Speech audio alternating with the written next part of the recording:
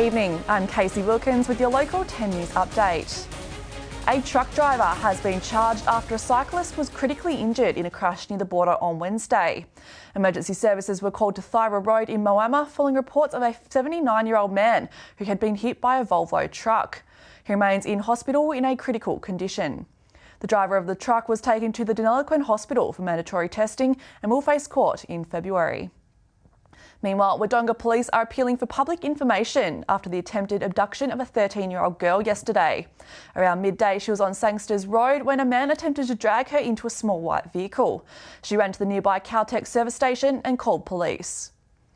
And GrainCorp says sanity has prevailed over the closure of the Murchison-Violettown Road in Murchison East. Last month, Rail Project Victoria asked growers to delay their harvests, with the level crossing closed for works, which trucks would normally use to transport grain. But GrainCorp's Craig Kucheran says the decision to allow B-double trucks on a short 4-kilometre diversion was a welcome one. Looking to tomorrow's weather across the region, mostly sunny and 25 degrees in Albury, Wodonga, the same expected in Wangaratta, and a bit warmer for Shepparton, reaching a sunny top of 27 degrees. That's all from me tonight. Have a great evening.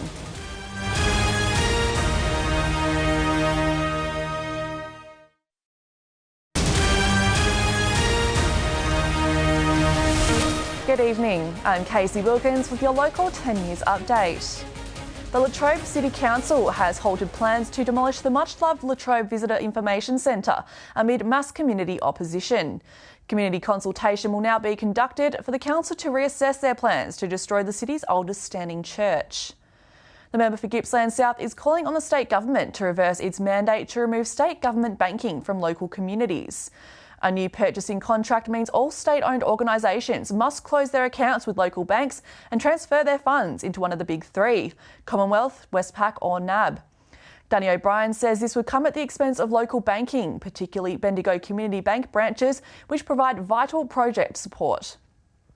And business owners are being urged to tidy up their premises ahead of the Christmas break. Zach Dornham from Gippsland EPA says if you're having time off, you need to reduce the risk of leaks, spills or fires. Looking to tomorrow's weather, flooding is expected to continue tonight and tomorrow through parts of the region, particularly in East Gippsland. A shower of 2 and 20 degrees expected for the Latrobe Valley, 18 and showers in Bansdale and rain expected in Malakuta with a top of 17 degrees expected.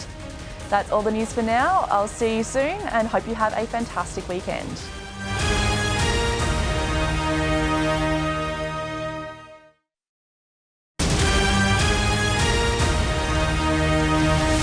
Good evening, I'm Kasey Wilkins with your local 10 News update.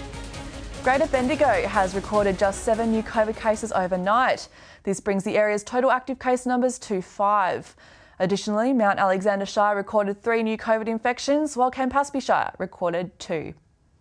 The Bendigo community is assisting those who don't have family or friends to spend Christmas with this year. Throughout the region, there will be 6 events held between now and Christmas for those less fortunate to take part in free lunches and dinners. Additionally, the Salvos will be running a Christmas Day lunch, much to the excitement of many. The tourism and hospitality industry is getting back on track as restrictions ease and Christmas creeps closer. Accommodation bookings are strong across central and western Victoria, with a lot of locations either booked out or expecting major foot traffic in the area. And the Woorinen Primary School has been allocated funding for some high priority maintenance. A total of $5,000 to address the school's roofing issues will help maintain a safe and modern learning facility. Looking now to the weather for the weekend, it's looking to be a sunny one in Bendigo, reaching 25 degrees, Echuca reaching 28 and a top of 29 expected for Swan Hill tomorrow. That's all for now. I hope you have a great weekend. See you soon.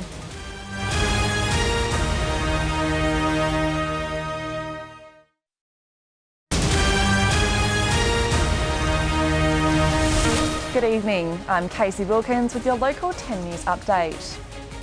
The family of the woman murdered by Alfreton man Matthew Donald Tilley has expressed their joy in justice being served.